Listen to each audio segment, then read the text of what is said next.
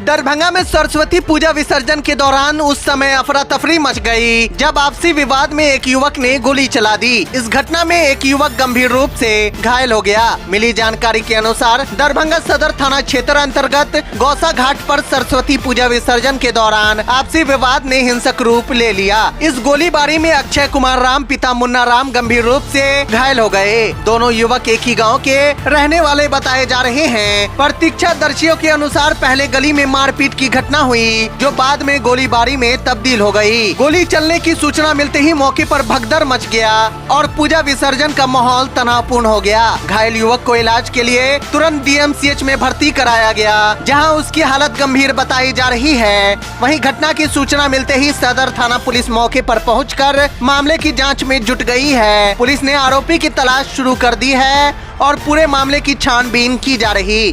कौन मार दिया है गोली आपको? अंशु कुमार। कहाँ का रहने वाला? मोहसिनपुर का ही।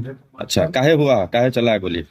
विसर्जन था सरस्वती पूजा के, उसी में कुछ बात हुआ, गोली मार दिया। कितना गोली लगा? एक ही है, पता नहीं चल रहा है। कहाँ पे मारा है गोली? में कौन सी जगह पे? गौसा घाट पे। गौसा घाट। कितने बजे का मामला है? अभी से वही विसर्जन में।